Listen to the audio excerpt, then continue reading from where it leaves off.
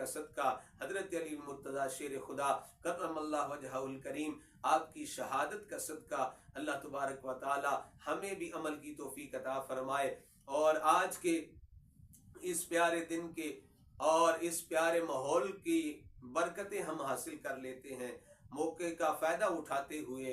21 रमज़ान मुबारक है, माह रमज़ान मुबारक की रहमतों वाली घड़ियाँ हैं। हम अल्लाह की बारगाह में अर्ज़ करते हैं, मौला जो बीमार हैं, जितने भी बीमार हैं, या अल्लाह सबको शिफा अता फरमा। जिन बीमारों ने पाकिस्तान से, अंदरून मुल्क, बैरून मुल्क से दुआओं के लिए कहा, मालिक मौला उन सब की दुआएं अपनी पाक बारगाह में कबूल और मंजूर फरमा। मालिक मौला सब बीमारों को शिफा अता फरमा, जो परेशान हाल है उनकी परेशानियां दूर फरमा।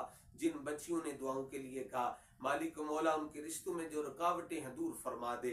मालिक अपना फजल फरमा दे। मालिक मौला जिनके वालिदैन रिश्तों से परेशान